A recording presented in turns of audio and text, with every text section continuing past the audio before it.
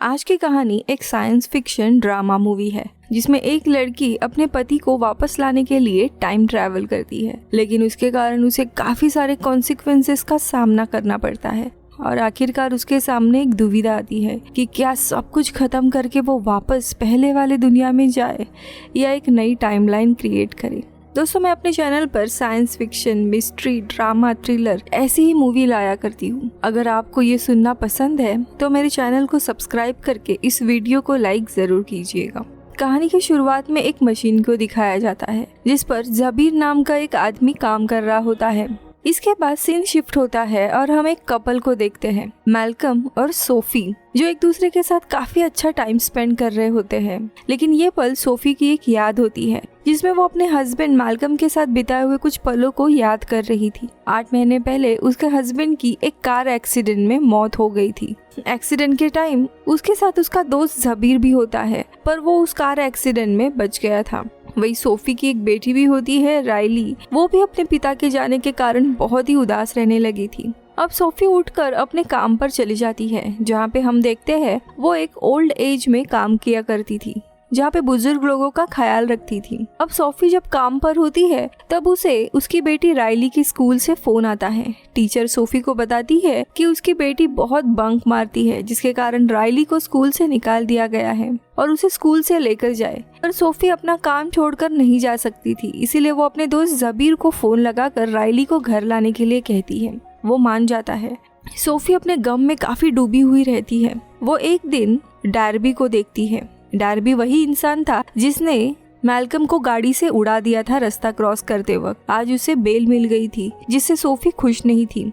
कुछ दिन बीत जाते हैं। छोटे राइली का बर्थडे आता है। सोफी काफी धूमधाम से बर्थडे मनाती है, उसके दोस्तों को इनवाइट भी करती है, लेकिन राइली किसी से बात नहीं करती। वो अकेली ही रहने लगती है और ये देखकर सोफी को अच्छा नहीं लगता। अगले दिन जबीर सोफी को अपने घर बुलाता है। वो बताता है कि जब वो छोटा था तब एक आदमी ने मेरी फैमिली के खिलाफ झूठे आरोप लगा दिए थे कि हमारी फैमिली गवर्नमेंट के खिलाफ है और मेरी फैमिली को इसके कारण मार दिया गया था, पर उन सब में मैं अकेला ही बच गया था। जबीर आगे कहता है कि मेरी फैमिली को मैं वापस नहीं ला सकता, पर मैं तुम्हारी फैमिली को वापस जरूर ला सकता हूँ, यानी कि हमारे दोस्त मैल्कम को मैं वापस लेकर आऊंगा। जिसके बाद जबीर सोफी को अपने रूम में लेकर जाता है और वही मशीन दिखाता है जो स्टार्टिंग में देखी थी। वो एक्सप्लेन करता है कि ये मशीन एक पार्टिकल एक्सेलरेटर मशीन है। ये मशीन सब एटॉमिक पार्टिकल्स को स्पीड अप करती है और हम ये सब एटॉमिक पार्टिकल पास्ट में एक खास लोकेशन पर भेज सकते हैं। अब पास्ट में उस लोकेशन पर ये पार्टिकल ट्रैवल करने के बाद वहाँ पे एक ब्लास्ट होता है और जो भी इंसान उसके आसपास होगा वो मारा जाएगा। यानी कोई भी इंसान मारा जाने के बाद वो इंसान जो भी काम करने वाला था वो नहीं होंगे।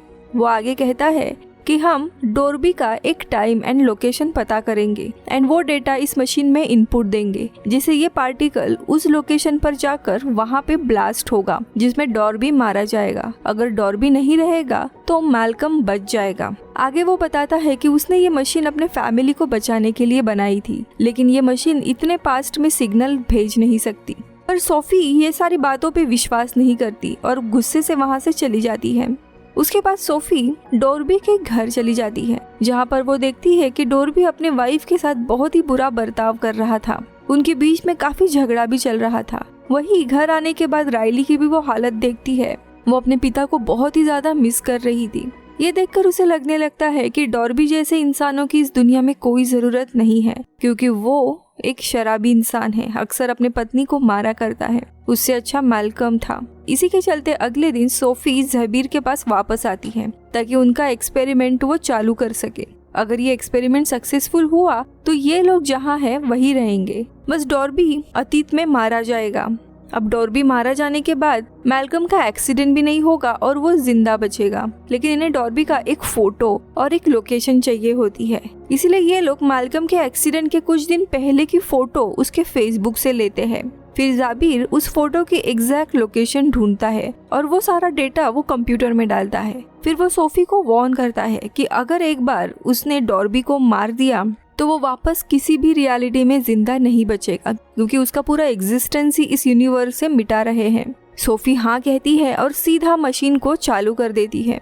अब मशीन शुरू हो जाती है, लाइट फ्लिकर होने लगती है, लेकिन कुछ समय के बाद वो अचानक से बंद पड़ती है और धुआं आने लगता है। सोफी ने काफी उम्मीद लगाई थी, जिसे फेल होता हुआ देख वो गुस्से में वहाँ से जाने लगती है। जबीर उसे रोकने की कोशिश करता है और बताता है कि शायद एक्सपेरिमेंट सक्सेसफुल होगा, लेकिन वो मानती नहीं है। इसी बीच में सोफी का फोन नीचे गिर जाता है और जब वो उठाकर देखती है तो उसके फोन पर उसका हस्बैंड मैल्कम कॉल कर रहा था। वो दोनों भी हैरान हो जाते हैं और उसी पार्क में भागते हैं जहाँ मैल्कम ने इन्हें बुलाया था, और वहाँ फाइनली मैल्कम इन्हें मिलता है जो सुरक्षित होता है, यानी कि इनका एक्सपेरिमेंट कामयाब हुआ था। डॉर्बी मारा गया है और उसके मरने के कारण कोई एक्सीडेंट नहीं हुआ और मैल्कम जिंदा बचा है। सोफी काफी खुश हो जाती है और अपनी जिंदगी ये लोग बिताने लगते हैं। कुछ एक हफ्ता बीत जाता है, सब अच्छा चल रहा था। वही जाबिर अपना एक्सपेरिमेंट सक्सेसफुल हुआ है ये देख मशीन को और भी अपग्रेड करने लगता है ताकि वो और अतीत में जाकर अपने फैमिली को बचा सके। अब अगले दिन सोफी अपने काम पर जाती है, लेकिन उसे रिकॉर्ड्स में उसका नाम ही नहीं दिखता। बॉस को पूछने पर पता चलता है कि सोफी इस डिपार्टमेंट में काम करती ही नहीं है। इनफैक्ट जिन बुजुर्ग लोगों को वो ट्रीट किया करती थी वो लोग उसे पहचानते भी नहीं है। उसे एक दूसरा डिपार्टमेंट दिया जाता है, यानी कि इस एक्सपेरिमेंट के कारण सोफी के लाइफ में काफी बदलाव आ गए हैं। अब घर आने के बाद सोफी सारा काम खुद करने लगती है ताकि मैल्कम के लिए वो कुछ अच्छा कर सके, लेकिन ये देखकर मैल्कम को उसके ऊपर शक होने लगता है और उसे पूछता है कि क्या तुम ठीक हो? तुम काफी अलग बर्ताव कर रही हो। हम दोनों के बीच में कोई भी सीक्रेट्स नहीं होने चाहिए, इसीलिए मैं तुम्हें बताता हूँ। लगभग 3 साल पहले मैं और जबीर एक साथ टाइम मशीन पर काम कर रहे थे।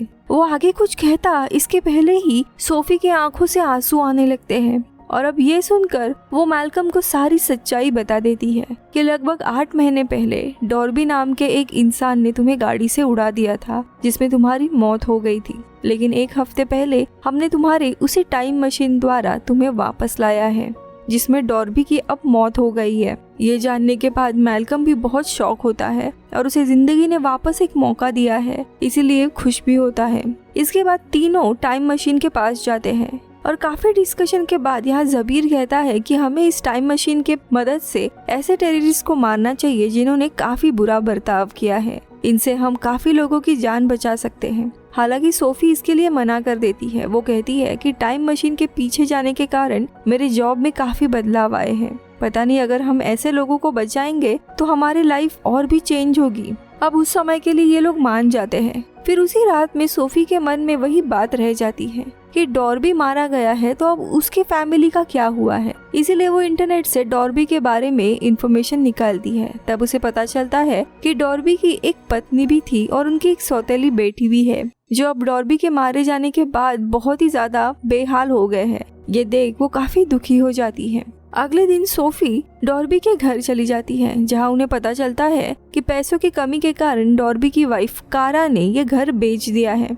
अब उसके नए घर में वो चली जाती है और वहां पता चलता है कि कारा एक बेकरी में अभी काम करती है। अब वो उसी बेकरी में चली जाती है और कारा से कहती है कि वो डॉर्बी की फ्रेंड है। डॉर्बी के जाने के कारण वो उनसे मिलने आई है। अब दोनों भी काफी अच्छी बातें करते हैं जहाँ पे कारा बताती है कि ये बेकरी पहले मेरी हुआ करती थी, लेकिन एक इंसान ने फंसा कर इस बेकरी को खुद के नाम पे कर लिया। वही डॉर्बी के मरने के बाद अब मेरे पास कुछ ज्यादा पैसे बचे नहीं हैं, इसीलिए मैं लड़ भी नहीं सकती। काफी प्रॉब्लम से हम गुजर रहे हैं। इसके बाद सोफी अपने घर पर आके मैल्कम को ये सारी बात बताती है और कहती है कि उसने सारा और उसकी बेटी एगी को आज रात डिनर के लिए इनवाइट किया है। रात को कारा और उसकी दोस्त डिनर करने के लिए आ जाते हैं। डिनर पर जाबिर को भी इन्होंने इनवाइट किया था। जाबिर जब कारा को देखता है तो वो परेशान हो जाता है। वो अलग जाके सोफी से कहता है कि कारा को यहाँ पे क्यों बुलाया, उसके हस्बैंड को तो मैंने ही मारा था। लेकिन सोफी कहती है कि उसके कोई दोस्त नहीं है और मैं उसे मदद करने की कोशिश कर रही हूँ क्योंकि अपना हस्बैंड खो देने का दुख क्या होता है मुझे पता है। अब एक साथ ये लोग डिनर करते हैं। उस टाइम कारा बताती है कि उसके हस्बैंड की मौत के बाद उन्हें बहुत सारे मुश्किलों का सामना करना पड़ा। उसकी बेटी को एक बीमारी भी है जिसमें रीढ़ की हड्डी पैरालाइज होने का डर होता है, पर पैसे ना होने के कारण वो उसका इलाज भी नहीं करवा सकती। अब ये सब कुछ सुनकर सोफी काफी दुखी होती है। अब यहाँ जाते वक्त एगी और राइली के बीच में काफी अच्छी दोस्ती भी हो जाती है। अब अगले दिन ये लोग वापस टाइम मशीन के पास आते हैं। तब मैल्कम कहता है कि जिस आदमी ने कारा को फंसाया था और उसकी बेकरी ले ली, अगर हम पास्ट में जाके उसे ही मार देते हैं तो कारा के पास बेकरी रहेगी जिससे उसे पैसे भी मिलेंगे और उसकी कंडीशन ठीक हो जाएगी। जबीर मान जाता है। अब अगले दिन हम देखते हैं सोफी अपनी बेटी राइली और एगी को बाहर खेलने के लिए लेकर जाती है। जब राइली और एगी एक दूसरे के साथ खेल रहे होते हैं, उस टाइम एगी की हालत अचानक से खराब होती है और उसे चक्कर आकर वो वही बेहोश हो जाती है। वो सभी उसे हॉस्पिटल लेकर जाते हैं और उसकी बीमारी का इलाज शुरू होता है, लेकिन कारा के पास पैसे नहीं होते। अब सोफी को उसकी मदद करनी थी, इसीलिए जबीर, सोफी और मैल्कम वापस टाइम मशीन के पास आते हैं और उस आदमी की डिटेल्स निकालते हैं जिसने कारा को धोखा देकर उसकी बेकरी हथिया ली थी और उसका डेटा डालकर उसे पास्ट में मार देते हैं। अब उसी दिन ये लोग वापस कारा को देखने के लिए उसके बेकरी में जाते हैं। हम देखते हैं कि कारा वापस इस बेकरी की मालकिन बन गई होती है। वो सब वहाँ पर एगी से भी मिलते हैं जो बिल्कुल फिट होती है। ये देखकर वो लोग काफी खुश हो जाते हैं। उन्हें लग रहा था कि उन्होंने सब कुछ ठीक कर दिया है, पर उन्हें नहीं पता था कि असली मुसीबत तो आगे आने वाली है। अब बेकरी से ये लोग कुछ स्नैक्स खरीद लेते हैं और सोफी और मैल्कम राइली के स्कूल जाते हैं जहाँ पे उसका साइंस का प्रोजेक्ट था। लेकिन वहाँ जाने के बाद टीचर सीधा उन्हें पूछती है कि आप लोग कौन हो और राइली कौन है। राइली नाम की कोई भी लड़की यहाँ नहीं पढ़ती। ये सुन के दोनों भी शॉक हो जाते हैं और इन्हें तब समझ आता है कि हर बार टाइम मशीन यूज करने के बाद इनके लाइफ में कुछ ना कुछ चेंजेस होते हैं, यानी कि इनकी टाइमलाइन चेंज होती है, जिसके कारण अब इनके लाइफ में राइली नाम की कोई बच्ची ही नहीं है। सोफी काफी पैनिक होने लगती है और डर कर अपने घर आकर पहुंचती है। वहाँ पर भी राइली नहीं होती। उसका कमरा काफी बिखरा हुआ होता है। तभी वहाँ पर उसे एक पेपर दिखाई देता है जिस पर आज का एक शो था, यानी वो शो में गई थी। अब सोफी और मैल्कम दोनों भी शो के लिए निकल जाते हैं और वहाँ आकर राइली को ढूंढने लगते हैं, लेकिन वहाँ आकर पता चलता है कि राइली वहाँ पर है ही नहीं। उस जगह पर एक लड़का है जिसका नाम राइली है, जो उन्हें मॉम डैड करके बुला रहा था। दोनों को भी बहुत ही बड़ा शॉक लगता है कि एक ही पल में इनकी बच्ची राइली थी, वो अब इस दुनिया से चली गई है और उसकी जगह पर एक बेटा आ गया है जिसके बारे में उन्हें कुछ भी नहीं पता। दूसरी तरफ जबीर उस मशीन को पूरा अपग्रेड कर देता है जिससे अब वो अतीत में उस समय जा सकता है और अपने फैमिली को बचा सकता है। फिर वो सोफी के घर आता है, लेकिन तभी वहाँ पर वो लड़का यानी कि राइली उसे देखता है, जिसे देख वो काफी शॉक होता है और वो लड़का जबीर को पहचानता नहीं है और चोर समझकर उसे पकड़ने के लिए आता है। लेकिन तभी सोफी और मैल्कम आकर उसे रोकते हैं। जबीर भी इनके लाइफ में इतना बड़ा चेंज है ये देखकर काफी हैरान हो जाता है। वहीं सोफी थोड़े समय के बाद अपने बेडरूम में जाती है और पुराने एल्बम देखने लगती है, लेकिन उसे हर एक फोटो में उसकी बेटी राइली ही नजर आने लगती है। थोड़े समय के बाद तीनों भी बैठ जाते हैं। सोफी मैल्कम से कहती है कि हम इस लड़के के माता पिता नहीं हैं। उसके पेरेंट्स वो हैं जो उसे पार्क में लेकर गए थे, जिन्होंने उसके साथ टाइम बिताया है।